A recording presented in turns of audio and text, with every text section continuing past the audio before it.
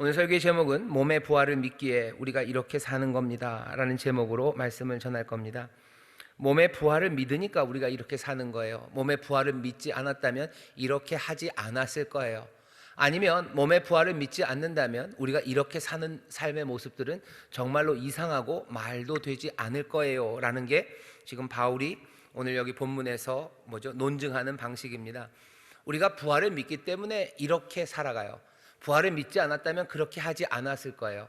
그런데 우리가 지금 이렇게 하면서도 부활을 믿지 않는다면 이건 말도 안 되는 거다라는 이야기를 지금 전하는 겁니다. 처음 시작은 이렇게 되죠. 죽은 자를 위하여 세례를 받는데 부활을 믿지 않는다면 왜 죽은 자를 위해서 세례를 받겠느냐, 도대체 뭐 하는 짓이냐는 거죠. 부활을 믿기에, 우리가 몸의 부활을 믿기에 이렇게 죽은 자를 위하여 세례를 받는 것 아니냐라고 묻는 겁니다. 오늘 이 말씀이 우리를 조금 헷갈리게 만들어요. 왜냐하면 오늘 말씀 전체가 다 그렇습니다. 왜냐하면 부활을 믿으니 이렇게 한다 하는 그 내용이 오늘 본문을 보면 한 3가지쯤 나오는데요, 그게 우리랑 조금씩 이 핀트가 잘 안 맞습니다. 뭐냐면 첫 번째요, 죽은 자를 위한 세례입니다. 여기 있는 말을 보면 고린도 교회는, 그리고 바울은 소위 말하는 죽은 자를 위한 세례가 교회 안에 있고요, 그것은 할 만한 것이고 그렇게 하고 있다고 인정을 해요. 근데 우리는 이 얘기가 무슨 얘기인지 잘 모릅니다. 지금 우리 교회에서 죽은 자를 위한 세례 그런 건 없어요. 그런 노래는 있죠. 죽은 사람을 위한 파비안느 이런 것들이 있고, 그런 예술 작품 있고, 노래들 있지만 교회 안에 죽은 자를 위한 세례 그런 거는 본 적이 별로 없습니다. 그러니까 우리가 그냥 상상하는 거예요. 어떻게 상상하냐면 죽은 자를 위하여 세례 받는 건 이런 건가? 믿지 않고 죽은 내 자녀들, 아니면 내 부모님들, 아니면 내 사랑하는 사람들, 그 사람들 믿지 않고 죽었으니 어떻게 해요? 지옥 갈 것 같고 하나님의 구원에 참여하지 못할 것 같은 거죠.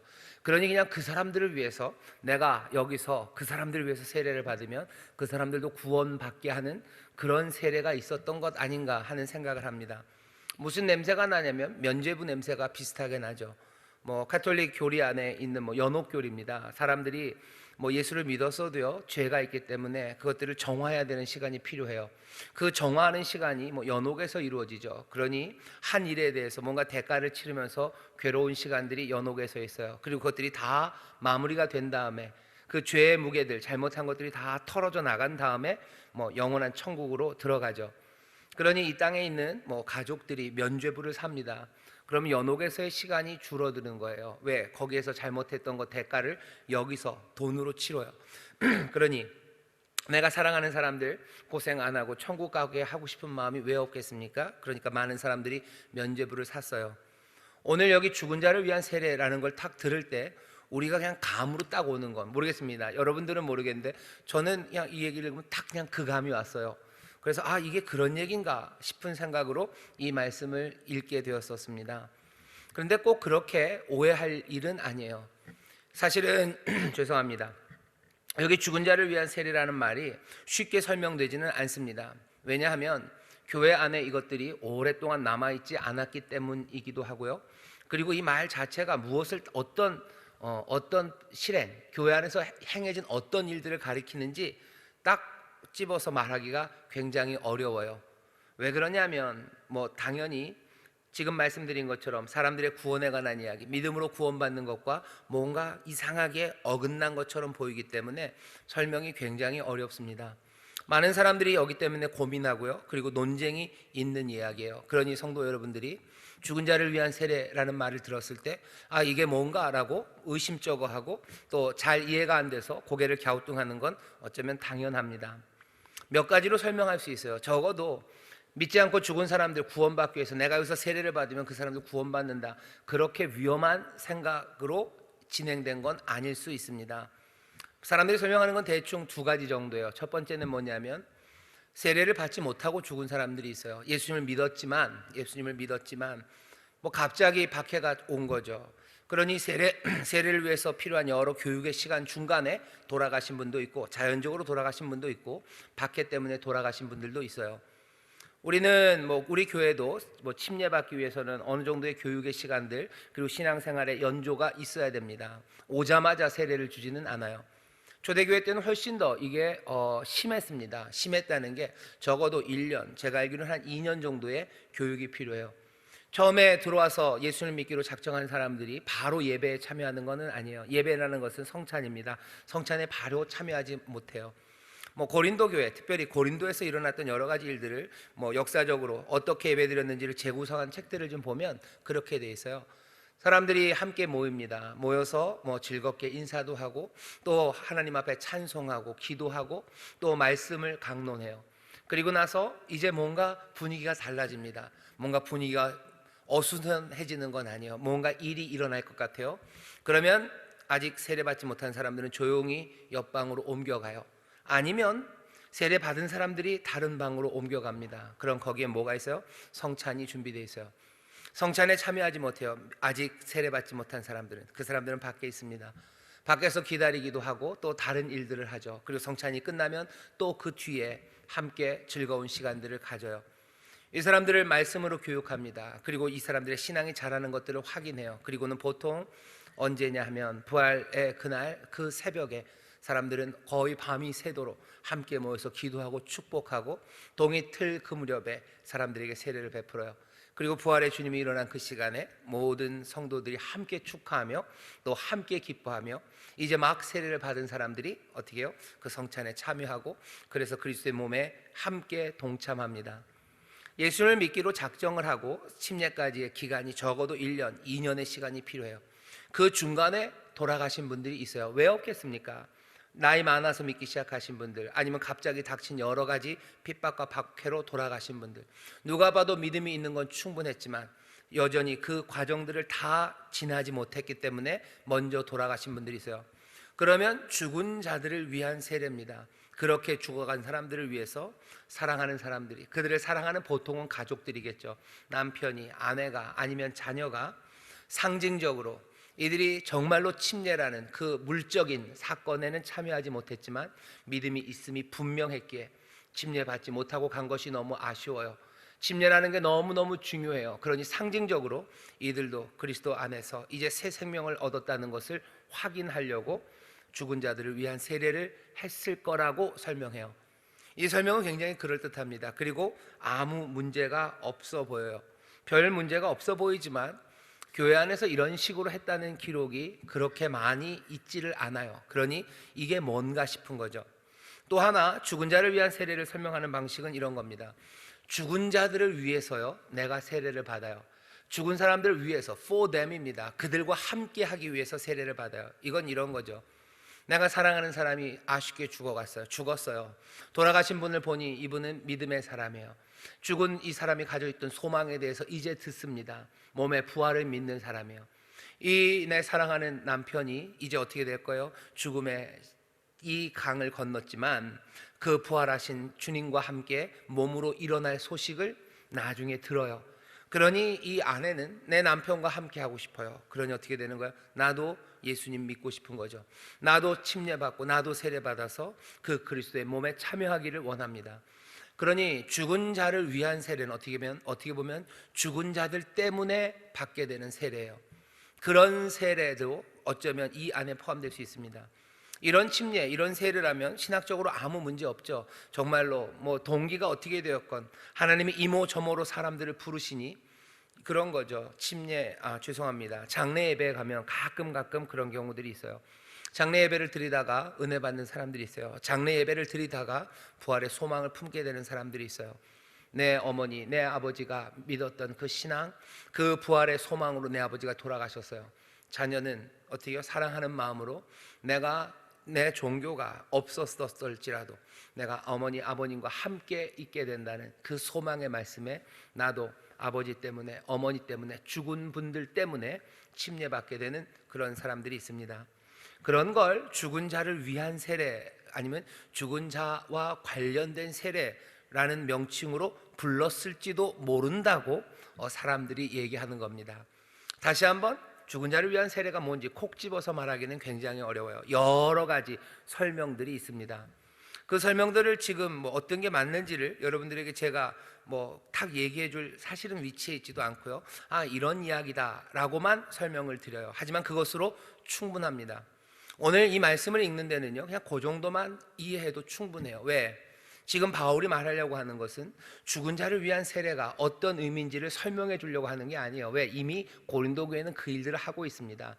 하지만 이게 어떤 방식으로가 되었건 간에 죽은 자가 부활한다는, 죽은 자가 몸으로 부활한다는 걸 믿지 않는다면 여기 있는 모든 설명들, 이 모든 죽은 자를 위한 세례의 실행들은 다 의미가 없어요.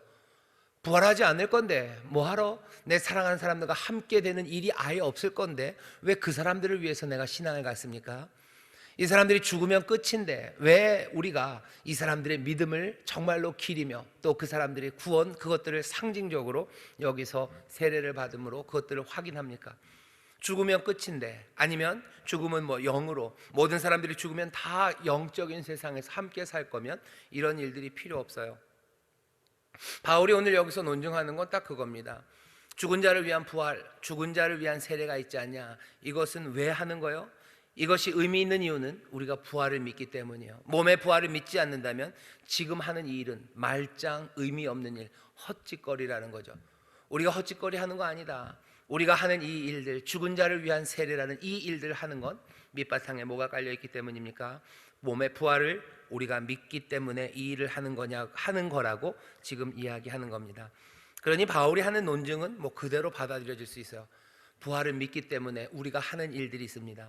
두 번째, 바울이 또 얘기해요. 우리가 몸의 부활을 믿기 때문에 하는 일은 여기 본문에 보면 조금 무서운 말이지만 이렇게 되어 있습니다. 30절이요. 또 어찌하여 우리가 때마다 위험을 무릅쓰리요. 때마다 위험을 무릅씁니다. 왜 우리가 때마다 위험을 무릅써? 그리고 바울이 그 다음에서 얘기하죠. 형제들아, 내가 그리스도 예수 우리 주 안에서 가진 바 너희에게 대한 나의 자랑을 두고 단언하노니 다른 건 없어요. 나는 날마다 죽는다라고 해요. 나는 날마다 죽는다. 나는 날마다 죽음의 위협, 그것들을 다 감수하며 산다요. 내가 왜 그렇게 살지? 우리가 왜 그렇게 날마다 때마다 위협을 무릅쓰고 삽니까? 바울의 이야기하여 몸의 부활을 믿기 때문이에요. 그냥 죽음이 끝이라면 위험을 무릅쓸 필요 없습니다. 왜 내가 여기서 요만큼밖에 없는 80년이면 80년, 100년이면 100년밖에 없는 내 삶, 잘 고이고이 살아도 그거밖에 안 되는데 내가 왜 위험을 무릅씁니까? 이 삶이 전체 다라면, 몸에 부활이 없다면 위협을 무릅쓸 필요가 없어요. 날마다 죽는 자리로, 그 자리로 내가 나가야 될 이유가 없어요. 몸 사려야죠. 위험은 피해야 되죠. 그리고 당연히 위험한 곳에 가지도 않아야죠. 하지만 바울이 말하는 거예요. 나는 때마다 위험을 무릅쓴다고, 나는 날마다 죽는다고, 내가 우리 주 예수 그리스도 안에서 너희를 향하여 내가 자랑할 것이 있다면 난 그렇게 산다고. 내가 그렇게 살고 너희들에도 그렇게 가르쳤고 너희들 가운데도 그렇게 때를 따라 위험을 감수하고 날마다 죽음으로 살아가는 사람들이 있는데 그거 도대체 왜 그런 거냐? 몸의 부활을 믿기 때문 아니냐? 몸의 부활을 믿지 않는다면 이 위험을 감수하는 삶이라는 건 이건 말도 안 돼요. 이건 너무 어리석어요. 너무 자포자기하는 삶이에요. 인생에 대해서 말도 안 되는 무지함으로 살아가는 거예요. 정신 나간 사람처럼 살아가는 거죠. 우리가 위험을 감수하고 그리고 날마다 생명을 내어놓는 그 자리로 갈 수 있는 것은 이유는 하나요. 몸의 부활을 믿기 때문에 우리는 이렇게 어쩌면 세상에서 아슬아슬하게 살아간다는 거예요. 아슬아슬한 일들에 우리가 나서요. 그리고 힘들고 어려운 일에도 도망가지 않고 날마다 죽는 그 자리로 나아갑니다. 왜? 몸의 부활을 믿기 때문이에요. 바울이 전하는 이야기입니다. 세 번째, 바울이 또 말하는 것은 몸의 부활을 믿기에 우리가 이렇게 산대요. 어떻게 살아요? 싸우는 태도입니다. 싸우는 태도예요. 위험한 자리에 가기도 하고요. 위험한 일을 할 때도 어떻게 하냐면 범인들처럼 하지 않습니다. 보통 사람들처럼 하지 않아요. 그게 32절입니다. 내가 범인처럼 에베소에서 맹수로 더불어 싸웠으면 내게 무슨 유익이 있느냐. 내가 범인처럼, 이 범인이라는 게 범죄자라는 뜻이 아니고요. 그냥 보통 사람들입니다. 예수 믿는 사람들 아니고 이방인들처럼, 부활의 소망이 없는 사람들처럼 그렇게 맹수로 더불어 싸우지 않았대요. 내가 그렇게 싸웠다면 무슨 유익이 있을까? 죽은 자가 다시 살지 못할 것이면, 몸에 부활이 없다면 내일 죽을 터이니 먹고 마시자 하리라. 맹수와 싸우는 사람이라는 이야기는 여러분들 그냥 그거 상상하시면 돼요. 검투사들 생각하시면 됩니다. 사람들이 오락거리로요, 로마 시대 검투사들을 서로 싸우게 해요. 여러분들 영화 보셨죠? 뭐 글라디에이터, 뭐 스파르타쿠스, 뭐 이런 영화 보시면 거기 검투사들이 나와서 싸웁니다. 사람들은 그것들을 즐겨요. 뭐 재밌죠. 재밌죠가 아니라 재밌어 합니다. 피가 튀는 일이고 사람들이 죽어나가는 일인데 사람들은 그 아슬아슬한 긴장을 보면서요 뭔가 카타르시스를 느껴요. 그리고 즐거워하고 환호하고요. 그리고 뭐 모든 시름들을 던지고 모든 불만들 그것들을 다 덮어버릴 만한 그런 굉장한 오락거리가 검투사들의 싸움이었어요. 때로는 검투사들끼리 싸우기도 하고요. 그리고 또 맹수, 뭐 사자, 곰 뭐 이런 것들 풀어놓고 또 검투사들이 그들과 싸우게 해요. 때로는 사자를 이길 때도 있고 또 사자가 검투사들을 상하고 죽이게 할 때도 있어요.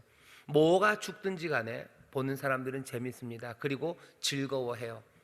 그런 일들이 일어난 배경이 그 로마의 배경이죠. 그 로마 안에서 32절을 얘기하는 겁니다. 내가 맹수와 싸울 때라고 얘기해요.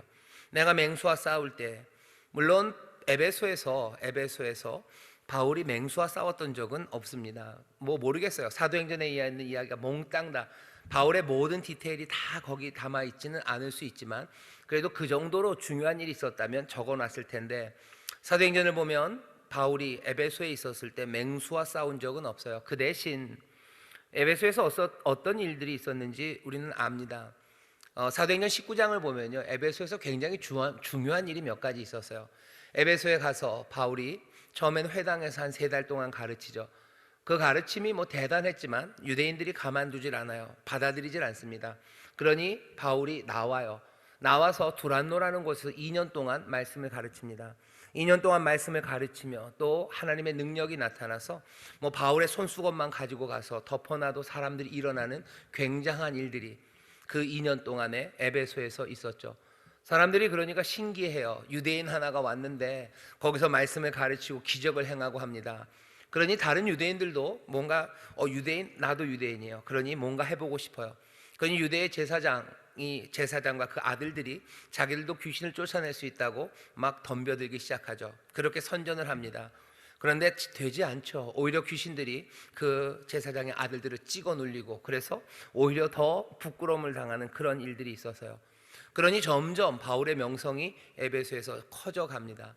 그 커져가는 가운데 에베소에 있었던 은장색 데메드리오라는 사람이 뭔가 바울이 하는 일이 자기들의 삶과 그리고 자기들의 부유함과 유익에 아주 결정적으로 어긋나게 만든다는 걸 알아버려요. 왜? 이 데메드리오는요 에베소에서 은장색입니다. 은 가공하는 사람이에요. 은을 가공하면서 뭘 팔았냐면 그 에베소가 섬기던 아뎀이라는 신, 그 신과 관련된 그러니까 종교 비즈니스예요. 꽤나 아름답고 크고 웅장한 에베소에 아데미 신전이 있습니다. 여러분들 어렸을 때 뭐 소년중앙 같은 데 보면 세계 7대 뭐 불가사의 뭐 이런 이야기들 보실 거예요. 그 중에 하나로 꽤나 많이 나오는 것이 에베소의 그 아데미 신전이에요. 굉장히 크고 뭐 놀랍도록 웅장한 그 신전에서 사람들이 온갖 뭐 예배, 제사, 축제 그런 것들을 해요. 그러면 사람들이 곳곳에서 몰려옵니다. 관광객들이 와요. 에베소, 지금은 터키 지역인데요. 터키 지역으로 뭐 터키 그 소아시아에 있는 사람들뿐만 아니라 뭔가 구경거리가 있으면 사람들이 모이죠. 모이면 뭐 돈 들고 모입니다. 관광 산업이에요. 종교 산업이고 관광 산업입니다. 거기 아데미 신전은 모든 게 다 합쳐진 곳이에요. 종교 산업이고 여행 산업이고 뭐 음식이고 돈이 오고 가는 곳이고 와서 사람들이 돈 쓰죠. 딴 때는 사지 않았던 은 장신구들을 거기서 삽니다. 데메드리오가 그 일을 아마 크게 했던 사람인 것 같아요. 아마 그 은으로 만드는 그 사업장에 아마 연합회 회장쯤 되셨는지 모르겠습니다. 데메드리오가 얘기하기 시작해요. 바울 때문에 우리가 힘들어진다는 거예요. 왜? 에베소 사람들이 변하기 시작해요. 에베소 사람들 가운데 점점 예수 믿는 사람들 생겨가기 시작하고 아직까지 주님에게 나와서 온전히 뭐 침례를 받고 하나님의 사람으로 온전히 돌아서지는 않아도 그 영향이 에베소에 조금씩 끼쳐지기 시작하는 거죠. 사람들이 아데미를 섬기는 그 일들이 얼마나 허망한 건지 알기 시작해요. 삶의 태도에 대해서 그것 말고 다른 다른 선함 그것들로 몽땅 다 에베소 교회의 교인들이 된 건 아니지만 그 영향이 에베소에 퍼져갑니다. 데메드리오는 협회 회장님답게 그 눈치가 빨라요. 이렇게 됐다간 우리의 산업이 쪼그라들어요. 모든 은장색들을 부추깁니다. 바울 때문에 쟤네들 때문에 우리가 이제 망한다. 지금 받은 영향 이건 아무것도 아니다. 가만두었다간 어떻게 될지 모른다고 사람들을 부추겨요. 여기 에베소가 어떤 곳이냐 막 그러는 거죠. 여기 에베소는 아데미를 섬기는 곳이요. 아데미는 뭐죠? 헬라 신화, 그 그리스 신화에서 아르테미스입니다. 로마 신화로 넘어오면 이름이 좀 바꿔져요. 디아나라고 이름이 바꿔지는데 뭐 제우스의 딸이에요. 제우스가 딸이고 쌍둥이를 낳았는데 하나는 아폴론, 하나는 아르테미스입니다. 아폴론은 해예요. 그리고 뭐죠? 아르테미스는 달입니다. 해의 신, 달의 신이요. 달의 여신이죠. 달의 여신이고, 그러니 뭐 풍요의 여신이고, 뭔가 사람들에게 좋은 걸 준다는 그런 뭐죠? 신의 이름이 아르테미스, 그리고 성경에는 아데미라고 되어 있어요. 그러니 사도행전 19장을 보면요, 우리가 아데미와 스스라는 말은 제우스입니다. 제우스와 아르테미스, 이걸 섬기는 그것으로 우리가 택정받은 도시 아니냐, 여기 에베소는 그런 곳 아니냐, 이런 도시에 어떻게 그 스스와 아데미를 부인하고 다른 주, 다른 신을 섬기는 사람들, 그 사람들이 많아질 수 있냐고 사람들을 부추겨요. 사람들은 금방 흥분합니다. 그러고서는 잡아가요. 바울 말고 함께 있었던 다른 사람 둘을 잡아갑니다. 연극장으로 사람들이 떼처럼 모여요. 바울은 이제 가서 뭔가 설명하려고 가려고 합니다. 하지만 다른 많은 사람들이 바울을 말려요. 가지 마시라고. 이건 너무 위험하다고 말려요. 온 에베소 사람들이 연극장에 모여서 외치기 시작해요. 뭐라고 말을 하는데 어떻게 구체적으로 말을 할 수는 없어요. 이 사람들이 진짜로 뭐로 훔치거나 폭력을 사용했거나 잘못한 게 찾기가 어렵죠. 그래도 흥분합니다. 그러니 사도행전 19장을 보면 한 2시간 동안, 2시 동안 이 온 에베소 사람들이 연극장에 모여서 뭐 아데미 만세죠. 아데미 만세, 아데미 만세, 아데미의 이름을 연호합니다. 그것으로 그냥 가득 차요.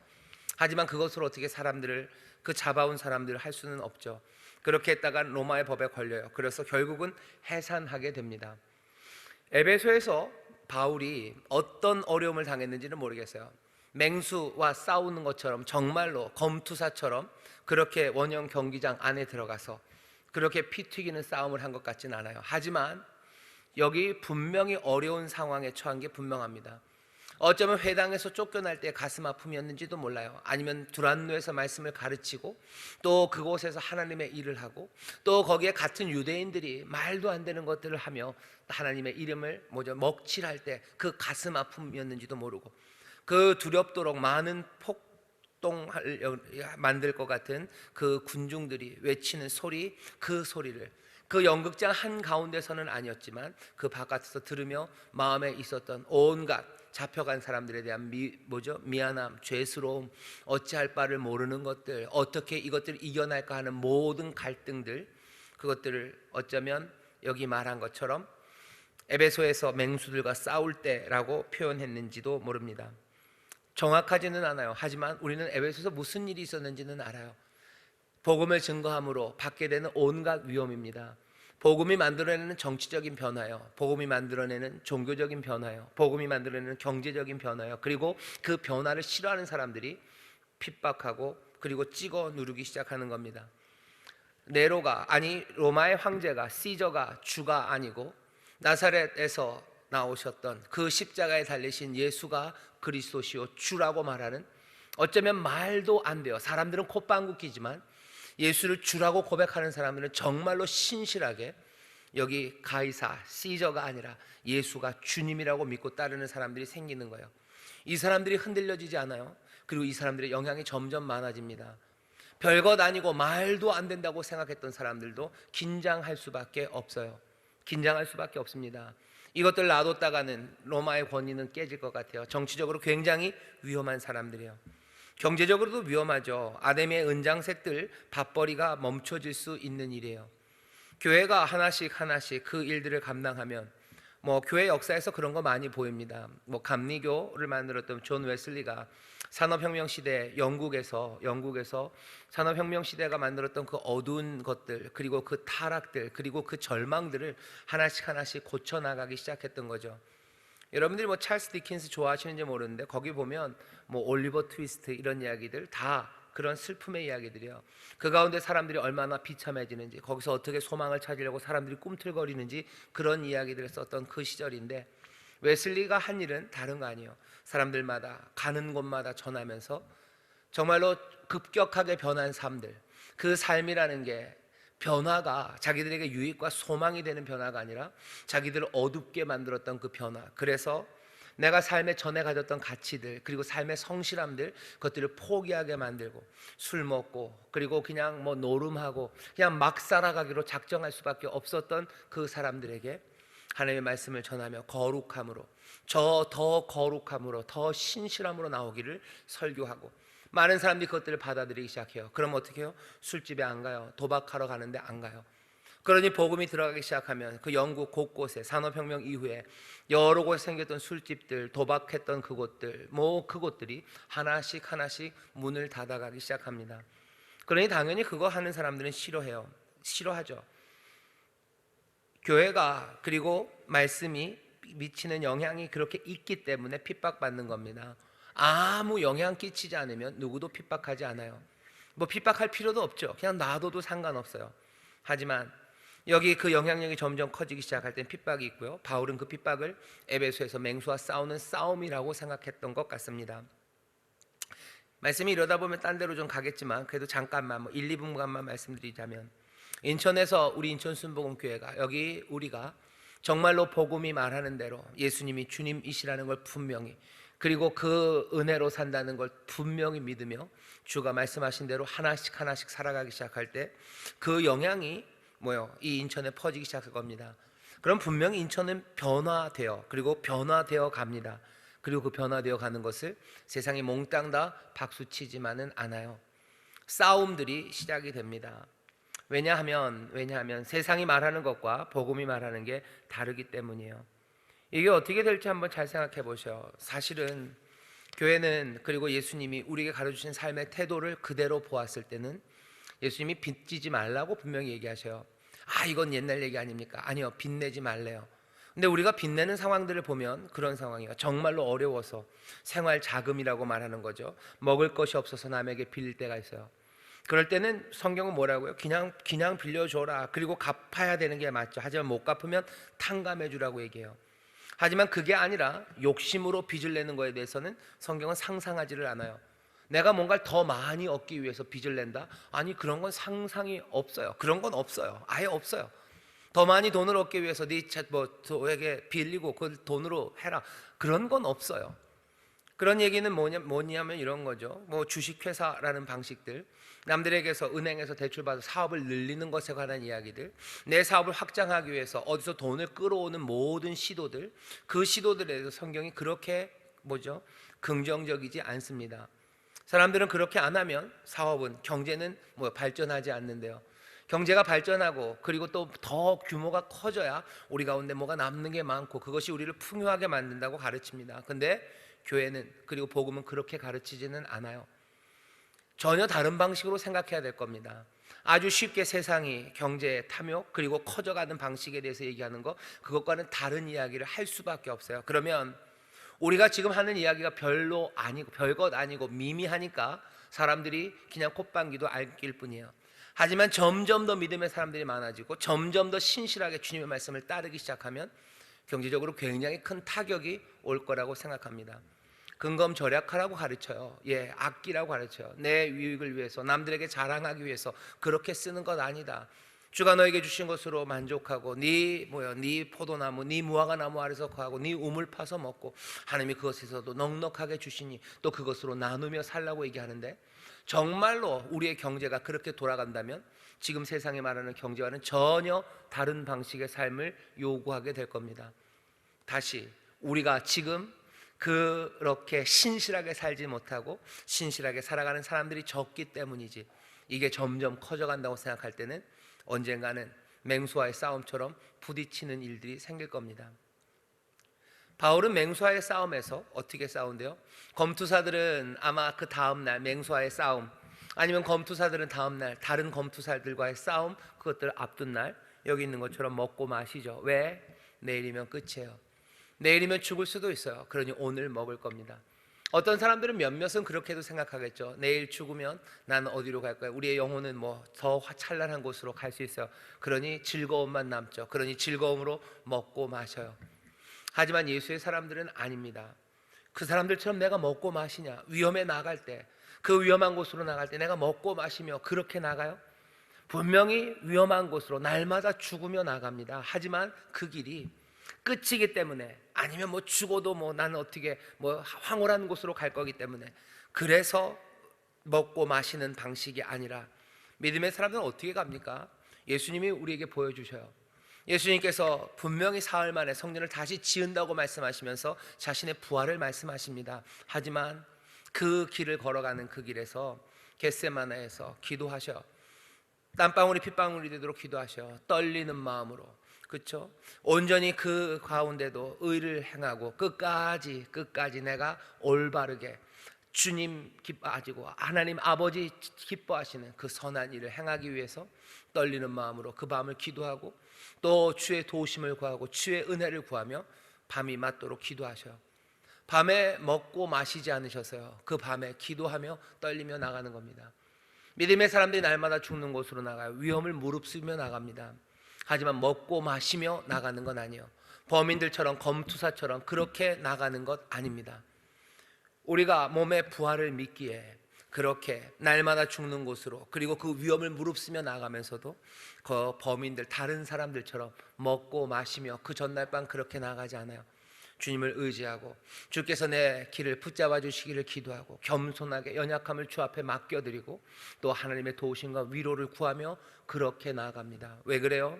우리는 그 사람들과 달리 몸의 부활을 믿기에, 그리고 죽음이라는 것이 무엇인 걸 알기에, 오직 주님만이, 그 은혜만이 우리를 살려낼 것 알기에 주님을 의지하면서 나가는 거지, 먹고 마시며 나가는 건 아니에요. 우리의 운명이 죽음으로 끝난다는 것도 아니고, 우리의 운명은 뭐가 됐든 그냥 죽으면 그냥 황홀한 세상으로 간다, 아니요.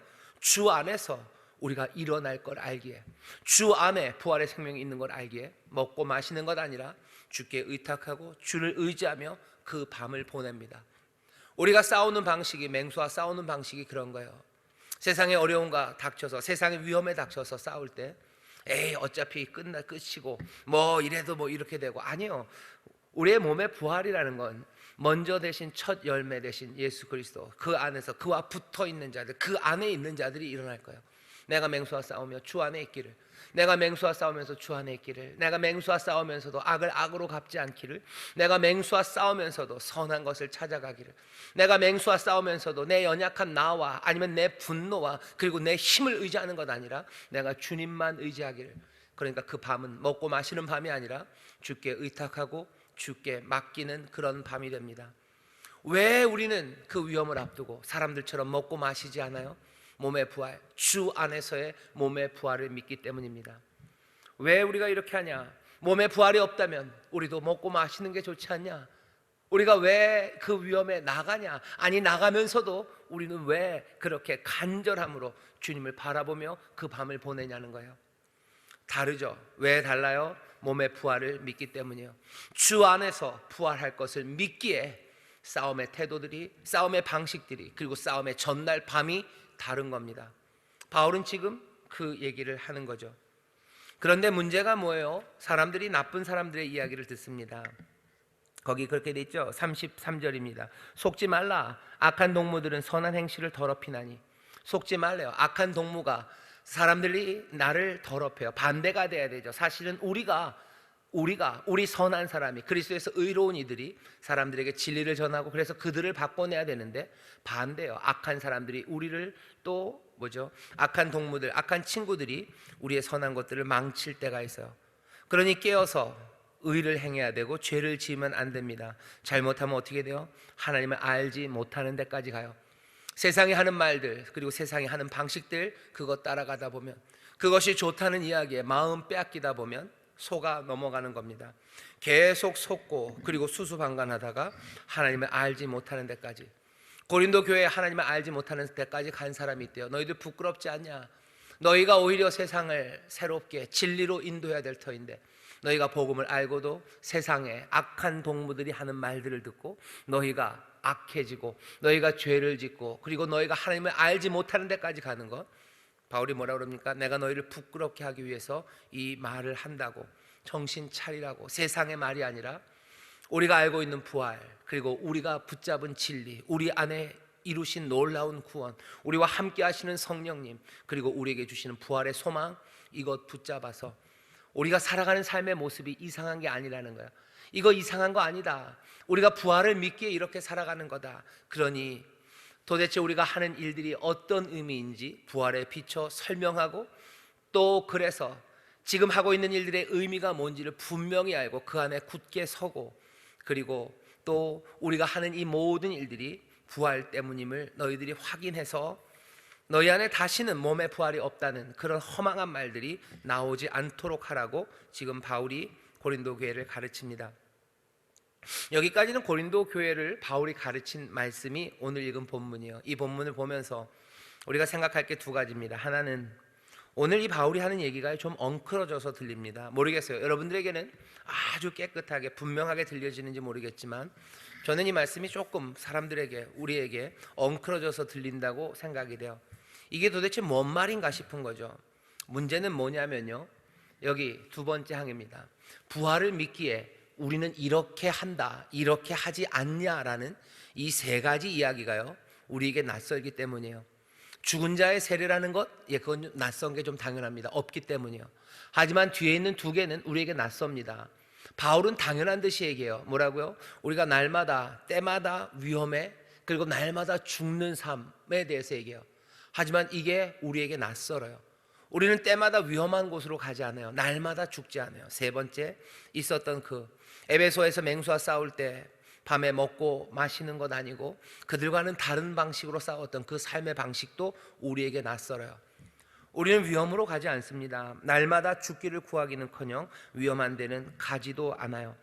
맹수와 싸우는 방법, 아니 싸울 일이 별로 없기 때문에 어떻게 싸우는지도 잘 모르고, 그리고 싸울 때마다 주를 의지하며 주 앞에 도우심을 구하며 정말로 땀방울이 핏방울이 되도록 주의 뜻을 구하고 그렇게 하지 않아요. 그냥 쉽게 포기하든지 아니면 세상의 방식대로 자포자기함, 아니면 세상의 방식을 따라가죠. 그러니 이 논증 자체가 엉클어져 버린 거예요. 부활을 믿으니 이렇게 한다, 그렇지 않냐라고 하는데 여기가 이상해요. 여기가 이상하니 우리가 도대체 부활을 믿는 건지 아닌 건지에 대한 근거가 별로 보이지 않아요. 우리가 하는 일들 중에서 이건 부활이 있기 때문에 우리가 이렇게 한다라고, 부활이 없으면 설명이 안 되는 우리의 행동들이 별로 없기 때문 아닌가 하는 생각이 듭니다. 그렇다면 우리도 복음을 들었음에도 불구하고 악한 동무들의 이야기를 들어서 우리의 선한 행실이 더러워진 그런 상태일 겁니다. 바울이 말한 것처럼 어쩌면 부끄러워해야 되는지도 몰라요. 그리고 돌아서야 되는지도 몰라요. 우리에게 부활의 소망과 믿음이 어쩌면 자연적으로 당연히 만들어내는 삶의 태도들, 그것들이 없다는 이야기는 어쩌면 우리의 삶의 태도들을 보며 부활을 확신하는 그 자리까지 영 가지 못했나 보다 하는 생각이 드는 겁니다. 어쩌면 우리는 먼저 단계가 필요한 것 같아요. 부활의 소망, 몸의 부활의 소망을 믿기에 우리가 무엇을 해야 되는지서부터 어쩌면 따져보아야 되는 단계 아닌가. 조금은 부끄럽게 다시 한번 우리를 돌아서며 몸의 부활을 믿으니 어떻게 해요? 날마다 위험한 곳, 위험을 무릅쓰는 것과 사람들처럼이 아니라 정말로 바울처럼, 예수님처럼 그렇게 맹수와 싸우는 그 삶의 방식을 배우는 것, 그것이 우리 안에 있는 부활의 소망이 더 확실하게 보여지는 길입니다. 그때서야, 이것들이 확립되고 나서야 우리의 자녀들에게, 우리의 서로들에게 얘기할 수 있어요. 봐라, 우리가 이렇게 사는 것은 부활의 소망 때문이 아니냐 라고 말할 수 있습니다. 물어봐야 되는 거죠. 다른 것으로는 설명 안 되고 우리가 이렇게 사는 것은 부활의 소망 때문이 아니냐라고 말할 것이 우리 가운데 뭐가 있는지입니다. 또 하나 생각해 볼 것은 우리가 사는 방식에 대해서 다시 한번 확인하는 거예요. 사람들은 이해하지 못하고 이게 뭔가 싶지만 우리가 이렇게 사는 거 왜 그런 거예요? 몸의 부활의 소망을 믿기 때문이에요. 그러면 우리의 삶의 방식들은 그건 더 훨씬 견고하게 그리고 든든하게 그 의미에 닻을 내리게 됩니다. 우리가 살아가는 방식을 포기하지 않을 수 있어요. 이건 이유 있는 삶의 방식이에요. 그러니 우리의 신앙의 태도가 굳건하게 견지될 수 있는 것, 이 삶의 신앙의 방식이 부활의 닻을 내렸음을 다시 한번 확인한다면 어쩌면 제일 좋은 건 이 두 번째예요. 오늘 모여있는 우리들이 우리가 그렇게 위험을 무릅쓰고 세상 사람과 달리 그 위험과 싸워가지, 그래, 이것이 다른 이유가 아니라 몸의 부활, 주 안에서의 몸의 부활을 우리가 믿기 때문이야 라고 생각하면 가장 좋아요. 그러면 든든하게 연결되는 겁니다. 우리가 살아가는 삶의 방식의 의미가 무엇인지 설명할 수 있고요, 설명할 수 있다는 건 우리를 단단하게 붙잡아 주는 거죠. 여기에 이르신 분들 축하드리고요. 그리고 다시 한번 부활과 우리의 삶의 태도와 신앙의 방식들을 든든하게 서로 묶어 놓으셔요. 그래서 끝까지 악한 친구들, 세상의 말들에 흔들리지 마시고 깨어서 의를 행하고 선을 행하며 그렇게 걸어가십시오. 제가 이렇게 얘기했지만 많은 분들이 정말로 그 두 번째 방식으로 이 말씀을 알아들으실 거예요. 우리 교회를 봐도요, 이런 분들 많으셔요. 세상은 이해할 수 없죠. 세상은 이해할 수 없습니다. 왜 그렇게 헌신합니까? 라고 물어요. 왜 그렇게 네 것을 아무것도 아끼지 않고 내어줍니까? 왜 주께 내어줘요? 왜 이웃들에게 내어줘요? 왜 그렇게 살아가요? 삶의 그 방식, 왜 우리는 이렇게 삽니까? 몸의 부활을, 주 안에서의 몸의 부활을 믿기에 내가 남겨놓아야 될 것 없고 숨겨놓아야 될 것 없고, 그리고 내가 다른 사람들에게 주지 못해서 다른 곳에 감춰놓아야 될 것 없는 삶이 되는 것, 몸의 부활을 믿기 때문입니다. 그렇게 말할 수 있는 사람들이 되었으면 좋겠어요. 정말로 그리스도를 따라가는 삶의 모습들이 몽땅 다 의미를 가지고 설명될 수 있는 것은 우리가 주 안에서의 몸의 부활을 믿기 때문입니다. 왜 매맞는 곳에 갑니까? 왜 욕먹는 자리에 갑니까? 왜 피할 수도 있는데 피하지 않고 그리로 갑니까? 몸의 부활을 믿기 때문입니다 라고 가는 거예요. 왜 위험한 곳으로 갑니까? 이러면 너무 극적이 되고 감정적인 자극이 될지 모르겠지만 선교사들 이야기를 생각하시면 돼요. 앞에 선교사가 그곳에 가서 죽었다는 이야기를 들어요. 뭔가 달라진 것에 대한 아무 조짐도 없습니다. 그래도 또 가는 거예요. 또 갑니다. 왜 그렇게 무모하게 갑니까? 왜 그 어려운 시련의 길을 걸어갑니까? 라고 묻는다면 왜 우리가 이렇게 살아가냐고요? 몸의 부활을 믿기에 우리는 그 길을 갑니다 라고 대답하는 거예요. 왜 그렇게 삶이 배고프고 힘들고 어려운 자리로 갑니까? 몸의 부활을 믿기 때문이에요.